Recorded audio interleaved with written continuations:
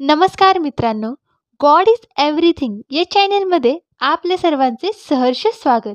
आज आपण बघणार आहोत नवनाथ चरित्र व कथेचा अध्याय 21, ज्याचं नाव आहे गोरक्षाचे मच्छिंद्रनाथ व मीननाथासह प्रयाण.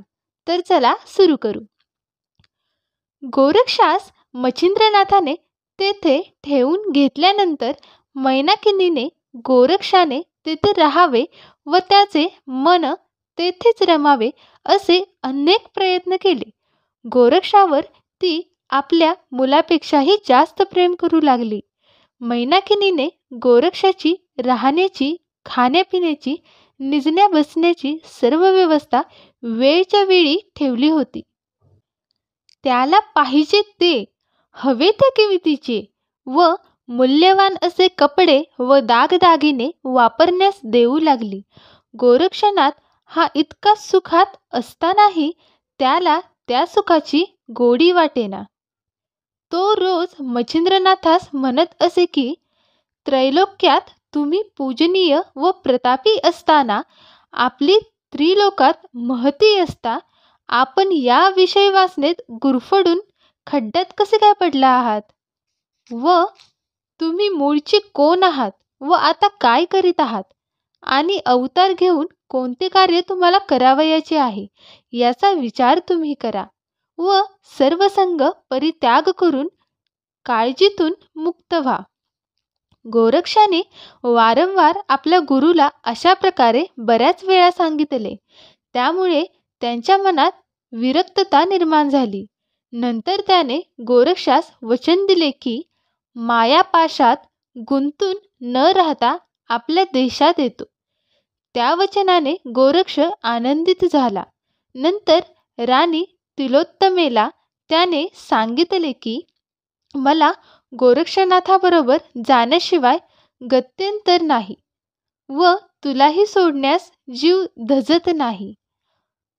त्यावर तिलोत्तमा म्हणाली, तुम्ही जर येथून निघून गेला नाहीत तर गोरक्ष तुम्हाला कसा घेऊन जाईल? तिचे हे बोलणे ऐकून मच्छिंद्रनाथ तिला म्हणाला, मी गोरक्षाला तसे वचन दिले आहे. व नंतर त्याने गोरक्षाबरोबर झालेले सर्व संभाषण सांगितले व म्हणाला, गोरक्षाबरोबर गेल्याशिवाय सुटका नाही व तुझ्या मोहपाशातून मला जाता येत नाही. अशा द्विधा परिस्थितीत मी अडकलो आहे. आता मला एकच उपाय दिसत आहे, तो म्हणजे तू त्याला आपल्या कौशल्याने गुंतवून टाक.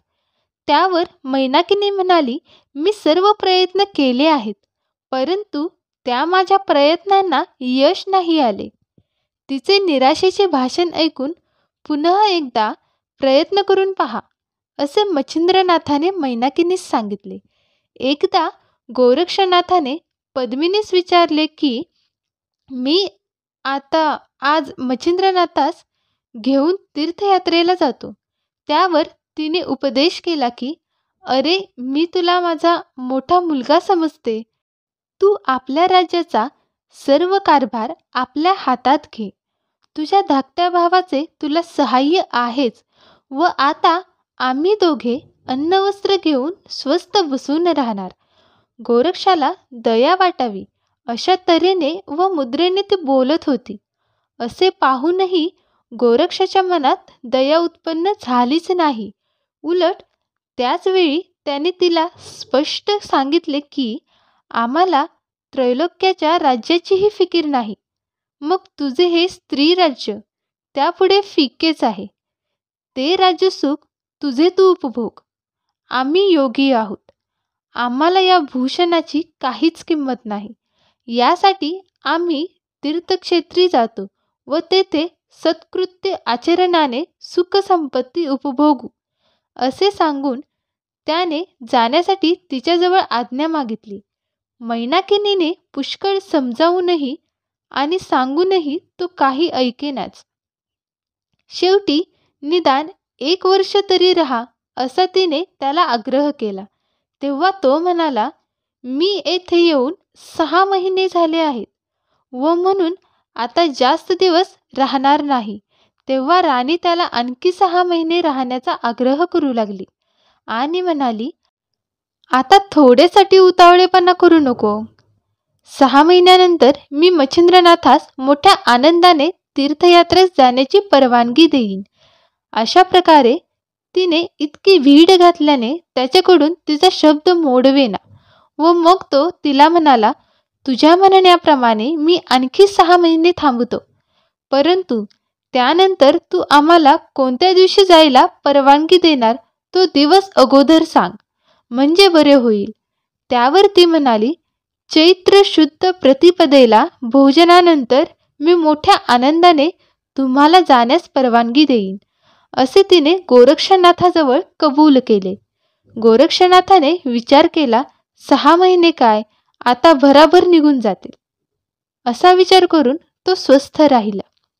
काही दिवसांनंतर मैनाकिनीने गोरक्षनाथास आपल्याकडे बोलवले व जवळ बसून ती त्याला प्रेमाने म्हणाली, माझ्या मनात असा विचार आला आहे की बाळा, तुझे लग्न करून द्यावे.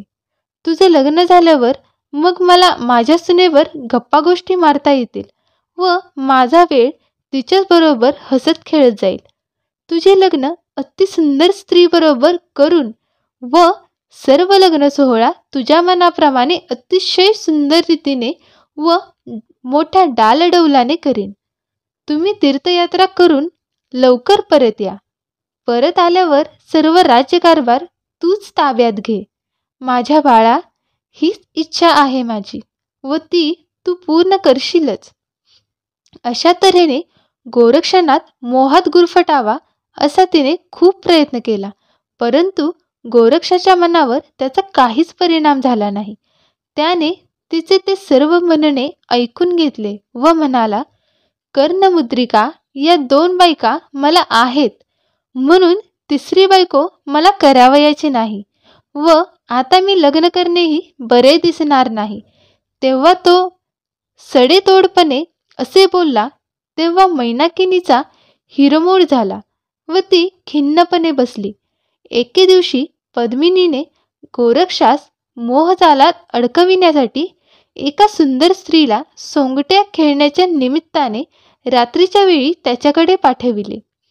ती स्त्री रात्री त्याच्या खोलीत गेली व म्हणाली, तुमच्याबरोबर सोंगट्याचे 2 डाव खेळावे असे माझ्या मनात आले आहे, म्हणून मी आले आहे.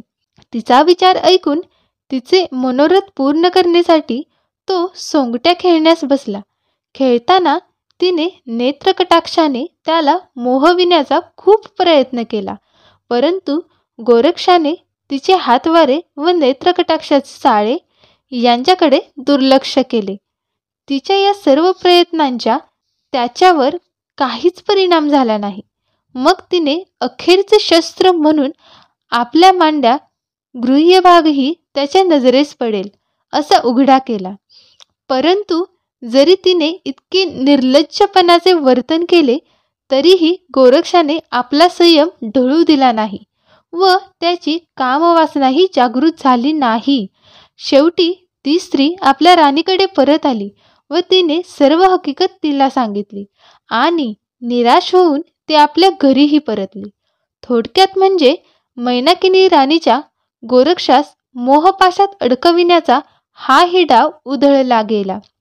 नंतर काही दिवसांनी मैनाकिनी मच्छिंद्रनाथ आपणास सोडून जाणार म्हणून मीननाथाला पोटाशी धरून रडत असे, तेव्हा इतर स्त्रिया तिला आश्वासन देत की आपण गोरक्षनाथाला मोहपाशात गुंतवू असे म्हणून कशीतरी तिची समजूत काढीत असत व तिला धीर देत.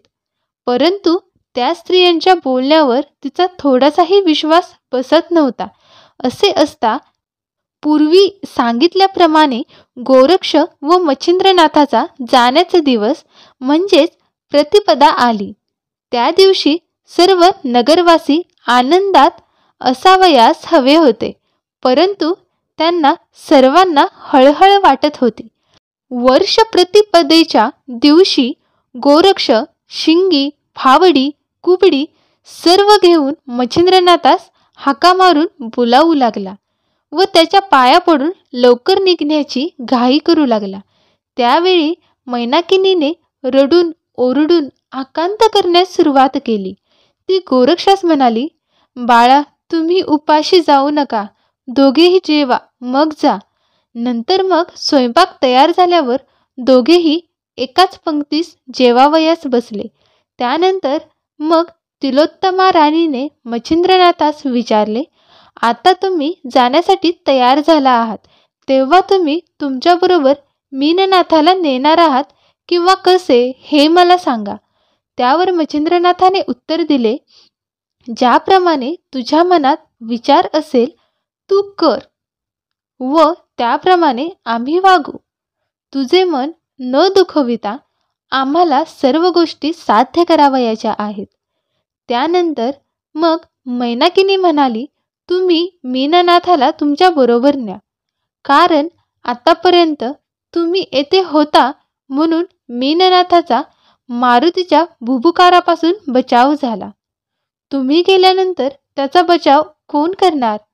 शिवाय त्याला बरोबर घ्या असे म्हणण्याचे आणखी एक कारण आहे.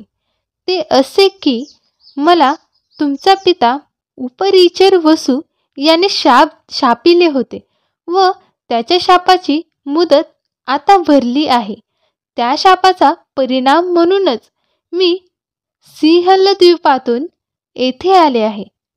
तुम्ही येथून गेलात की मी लगेच शापमुक्त होऊन मला शापाचे फळ मिळणार आहे. नंतर मी काही नाही आणि तुम्हीही नाही. अशा वेळी मीननाथाचे रक्षण कोण करणार? मी स्वर्गात जाणार व तेथे मनुष्य देह नेता येत नाही, म्हणून मी त्याला बरोबर नेऊ शकणार नाही. तरी या अडचणीचा विचार करावा व त्याला तुम्हीच बरोबर न्यावे असे माझे मत आहे. मैनाकिनीच्या विचाराप्रमाणे मग मीननाथाला बरोबर घ्यावे असा बेत मच्छिंद्रनाथाने ठरविला. भोजन होताच गोरक्षनाथाने मच्छिंद्रनाथास निघण्याची घाई केली. मीननाथाची व आपली ताटातूट होणार या विचाराने त्याचे तोंडाकडे पाहून मैनाकिनीस अतिशय दुःख झाले व तिच्या तोंडातून शब्दही निघेना. त्या दुःखाने ती अगदी धाय मोकलून रडू लागली. त्यावेळीस बाकीच्या सर्व स्त्रियांनी गोरक्षास वेढा घातला. त्याला राजवैभवाचे ऐश्वर्याचे गुणवर्णन करून त्या सांगू लागल्या.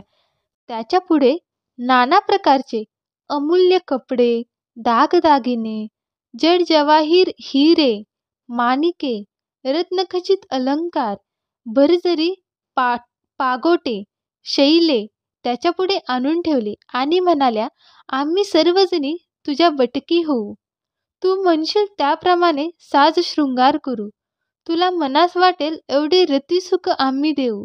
अशा तऱ्हेने अनेक प्रकारांनी त्याला मोहपाशात अडकविण्याचा सर्व स्त्रियांनी त्या प्रयत्न केला. परंतु या सर्व गोष्टींना तुच्छ लेखून गोरक्षा त्यांना म्हणाला, आम्हाला राजवैभव व संपत्तीची गरज नाही. जमिनीचे अंतरून आणि आकाशाचे पांघरून आम्हाला फार आनंददायक आहे. असे म्हणून तो लगेच जावयास निघाला. निघताना त्याने मैनाकिनीला नमस्कार केला व मीननाथाला उचलून खांद्यावर घेतले. मच्छिंद्रनाथाला बरोबर घेऊन तो नगराच्या बाहेर पडला. त्यांनी राजवाडा सोडण्यापूर्वी मैनाकिनीने मच्छिंद्रनाथाला एक सोन्याची वीट गोरक्षाच्या अपरोक्षपणे दिली होती व ती मच्छिंद्रनाथाने आपल्या झोळीत ठेवली होती. सर्व मंडळी त्यांना नगराच्या वेशीपर्यंत निरोप देण्यास गेली होती. त्या ठिकाणी मैनाकिनीने मच्छिंद्राचे पायावर डोके ठेवून नमस्कार केला व गोरक्षास प्रेमाने पोटाशी धरून सांगितले की मच्छिंद्रनाथाची योग्य ती काळजी घे व योग्य बडदास्त ठेव व त्यांच्या जीवास जप. मैनाकिनीची माया संपतच नव्हती. नंतर गोरक्षाला मिठी मारून ती पुन्हा जोरजोराने रडू लागली. त्या अवघड प्रसंगातून गोरक्ष निसटला व मच्छिंद्रनाथाचा हात हातात धरून तो भराभर चालू लागला. राणी तिलोत्तमा इकडे छाती बडवून व डोकी आपटून मोठमोठ्याने शोक करू लागली. तिचा तो शोक व रडणे एखाद्या गायीच्या हंबरड्याप्रमाणेच होते. ते रडणे ऐकून उपरिचर वसू आकाशातून विमान घेऊन आला व राणी मैनाकिनीला वाड्यात घेऊन गेला. तेथे आल्यावर तो तिला म्हणाला, "तू हे काय मांडले आहेस? तुला वेड तर लागले नाही ना? तू स्वर्गात राहणारी अप्सरा आहेस. शाप मिळाल्याने तुला येथे यावे लागले व आता तू शापमुक्त होणार आहेस व पूर्ववत सुखी होणार आहेस." असे म्हणून त्या मैनाकिनीला जवळ धरले व प्रेमाने तिचे डोळे पुसून तिला युक्तीने उपदेश केला. आणि या ठिकाणी अध्याय 21 समाप्त होतो. पुढच्या व्हिडिओमध्ये आपण अध्याय 22 काय असणार आहे ते पाहू. धन्यवाद.